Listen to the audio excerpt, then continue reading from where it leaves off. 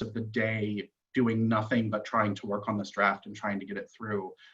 So like even now as I'm preparing to read it, I'm actually getting a little emotional. So I'm warning you of that. I almost said I'm going to apologize for that, but I'm not going to apologize for that. So Stonewall was a riot. In 1969, my relationship with my husband would be illegal.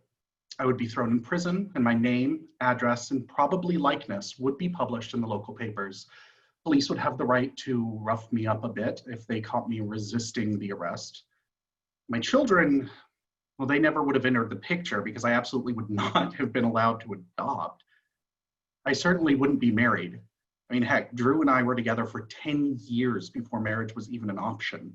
LGBT+ individuals lived in terror, self-loathing, hiding. If found out, we were sent to institutions to help cure us of our mental disease. Treatments included being given Ipecac, which induces horrible nausea, and or giving electrocution or burning with hot wires while being shown pornographic images. Another one was giving an IV containing succinylcholine, which is a drug that made it impossible to move or breathe without artificial assistance.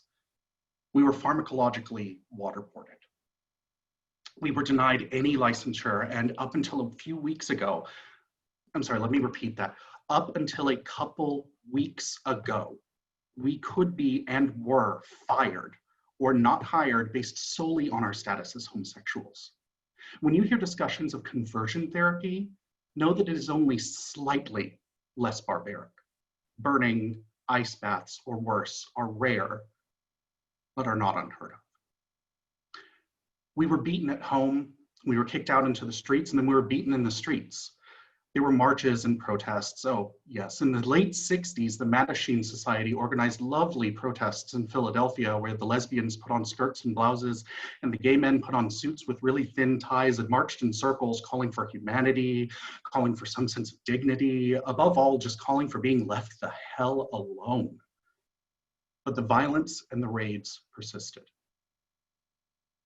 In New York, the alcohol board had a rule that a single known homosexual in an establishment made the establishment rowdy, which isn't entirely untrue, but they could lose their license for that. So there were no bars willing or able to cater to us. That meant that the mafia decided to swoop in and help. The Stonewall never technically had a liquor license. They paid the mafia and the cops for protection. The liquor was grossly watered down. It was unsanitary and easily twice as expensive as it was anywhere else. But for a couple of hours, there was a place where we could unguardedly look at each other, where we could dance, we could talk with each other, where I could have told my husband, I love you, and no one would have said anything about it. We were willing to suffer all of these indignities if we could only dance. If we could just dance, but even that wasn't permitted. The cops raided gay bars, including Stonewall, published names and addresses, and destroyed lives. Finally, after protesting with the Black Power movement, with the women's lib movement, with all the other social movements happening in the 60s, the gays decided that we were going to fight for ourselves. Perhaps we realized that we were worth fighting for. That first night, we burned our own street down. We almost burned down our own bar with a bunch of cops trapped inside because our suit and tied circles had gone unheard. On the second night of the Stonewall riots, that is the evening of July 28th, 1969, since the first night started around 1 a.m. on the 28th, police used, in addition to billy clubs and riot gear, tear gas on the protesters, the rioters, the uprising. Tear gas, a chemical weapon classified as a riot control agent, which the UN has banned in war, but permits for law enforcement. How is that right? On Sunday, May 31st, 2020, tear gas, less lethal ammunition, and clubs were used against protesters here in Colombia. Reverend Martin Luther King Jr. referred to riots as, quote, self-defeating and socially destructive, but also as, quote, the voice of the unheard. He reminded us that it is as necessary for me to be as vigorous in condemning the conditions, which cause people to feel they must engage in riotous activity, as it is for me to condemn riots. The day of the 28th, graffiti covered the walls of the Stonewall, including a message from the Mattachine Society. We homosexuals plead with our people to please help maintain peaceful and quiet conduct in the streets of the village, Mattachine.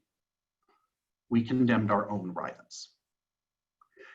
It can be hard for those of us who are unaffected personally by these matters to understand why someone would be willing to riot. Why self-destruct like that? I mean, we've all seen the pictures of Buddhist monks, those bastions of nonviolence. I mean, for the most part, Burma is a whole nother topic that we can save for another day. But we've seen the pictures of them setting themselves on fire. That's perhaps the most vicious, visceral image of what a riot is.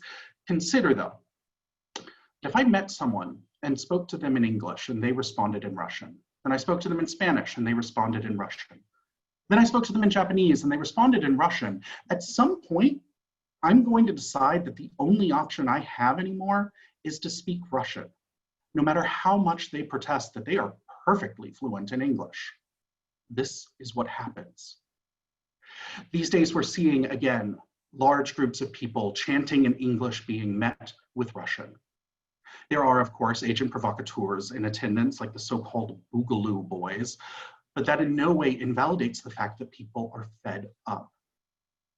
I believe strongly that everyone here, and frankly, everyone not here, wants to practice compassion for others, but it can be so, so difficult. As a Buddhist, compassion is sort of one of our things. It's one of those moments we can get up from the cushion and say, oh, I can talk about this one for a long time. Now, I don't have the time or education to give a full discussion of compassion practices, and for the most part, it's a pretty difficult concept to put into words, but the core idea is that compassion is feeling intimately aware of the suffering of another and feeling an overwhelming need to alleviate their suffering. I've seen in some scriptures it described as thinking about being a parent watching your child falling into a fire, feeling that for everyone at all times. I want to introduce you to the concept, though, of, pardon me, of near enemies. In our tradition, well, in the Theravadan practice, but as a Zen practitioner, I'm allowed to borrow, there's the belief that there are 4 limitless qualities that we all can and should work on. Each one has a far enemy, that is the opposite of the quality, and a near enemy, which is something that is easily mistaken for the quality but isn't. For compassion, the far enemy is cruelty. I will leave that there because I feel it is pretty self-evident. The interesting thing, though, is compassion is the only one of the 4 that I know of that has more than one near enemy. In fact, it has 3: pity, idiot's compassion, and overwhelm. I want to look at these riots, these people screaming for safety and love and acceptance, for compassion, and help us recognize those dead ends we may mistakenly walk. I'll speak for myself and hope to illustrate how I've walked those dead end streets many times. Pity. This is that type of compassion where you feel a desire to raise them up to where you are. The type that says, I'm a helper, which inherently says that the other needs something that I can give. It's the compassion that erases the fight and plight of marginalized groups and says they need to be given equality and justice. It looks so much like compassion that I know there are people firing up emails to me right now, but understand that compassion literally means to suffer together. By setting ourselves in a place outside of their experience, we are not suffering with them. We are shielding ourselves from that suffering. I was able to see someone throw a rock through a window or light a police car on fire and think, they are treated so much worse than I am and they need help. But that's not quite the best way to do it. Because until about 3 years ago, I heard stories like the murder of Trayvon Martin or Breonna Taylor, and without immediately seeing Colette or Miriam lying on the road or in their bed in their own blood. I didn't touch those mothers and fathers suffering. I pitied them, but I didn't have full compassion for them. Idiot's compassion This is the kind of compassion that protects my image as a compassionate person by avoiding conflict and allowing debasement of myself or others. It's a sort of malignant kindness. It's me not wanting to speak out with my full chest against police brutality because I have some loved ones who are police officers and I don't want them to think I don't care about them. It's me not speaking out against homophobia because I don't want people to think I can't take a joke or that I want to shame someone else. It's me choosing to prepare myself for the impossible task of helping Colette and Miriam navigate the first time they are called the N-word, or I am called a faggot, but not being willing to tell those voices enough, here and no further. In fact, take a few steps back and a couple seats. Me willing to say that person is hurting. That's why they said that, did that, thought that, voted for that, to my daughters, but not to the individual, and follow it up with, but I will not stand for you causing any further harm. You will not continue this under any circumstances. Finally, overwhelm. This one I feel like everyone present is probably intimately aware of right now. Sitting and weeping for the seemingly hopeless magnitude of our problems. This is not compassion, it's self-indulgence. How do I combat it though? I start small. If I cannot touch the suffering of my fellow people who, for whatever reason, are being violently oppressed, then I start with trying to touch the suffering of a single person in the crowd who is being violently oppressed. If I can't do that, then I try touching the suffering of someone whose mother, father, brother, sister, uncle, someone died recently. If I can't do that, then I try touching the suffering of someone who just lost their job. If I can't do that, then I try touching the suffering of someone who just lost a card game or who has to get up to pee for what feels like the 14th time, and now they're never going to get back to sleep. There is always a place where I can start, and from there I can build. I can build myself up to being able to hold compassion for those bigger things.